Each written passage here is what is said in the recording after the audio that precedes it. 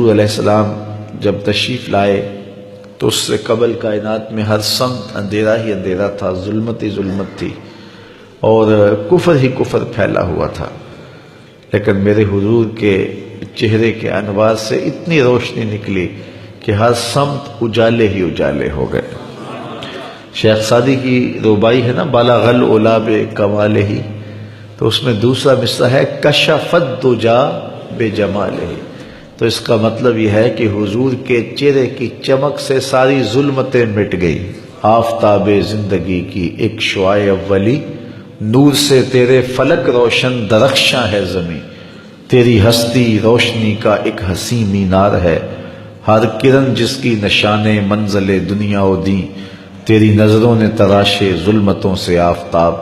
پاؤں تیرے چوم کر ذرے بنے ماہ مبین، اے غریبوں کے سہارے، اے یتیموں کی مراد، محسن انسانیت تجھ سا کوئی نہیں۔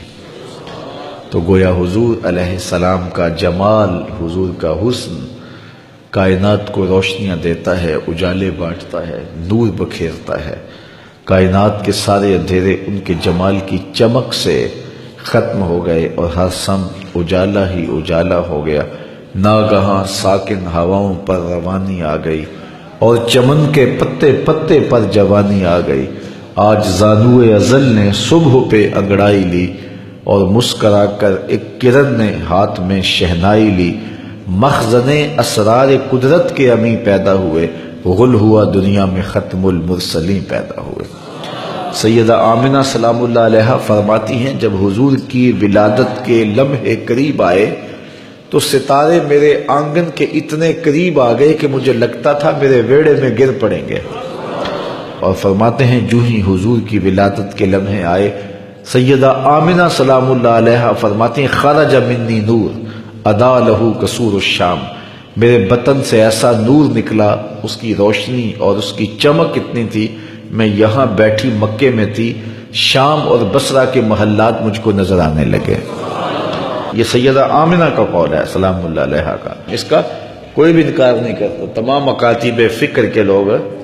اس کو مانتے ہیں، تسلیم کرتے ہیں۔ اور پھر اجالے ہی اجالے پھیل گئے، نور ہی نور پھیل گیا۔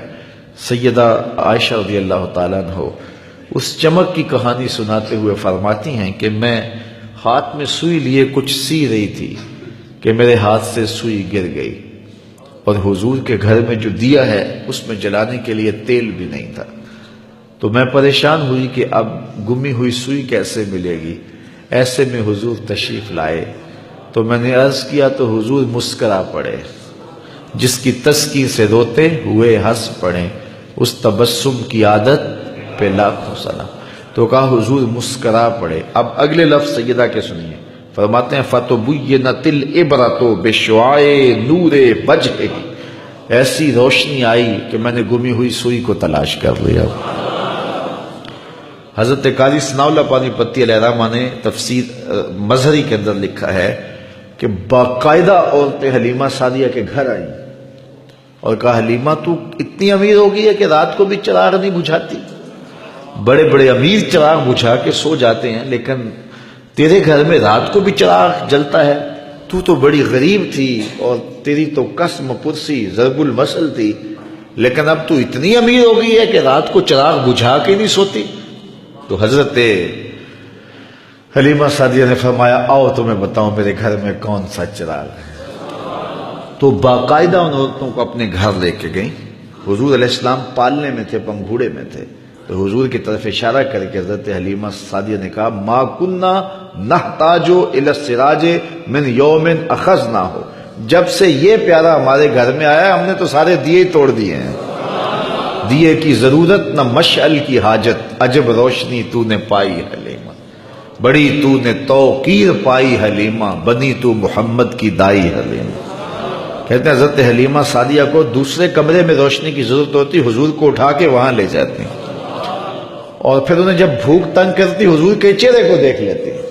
بھوک بھی مٹ جاتی، پیاس بھی مٹ جاتی، اندھیروں میں چراغاں بھی ہوتا، وہ سارا دن تو صحراؤں میں گھوم لیتی تھی، اسے جب بھوک لگتی تھی لبوں کو چوم لیتی تھی۔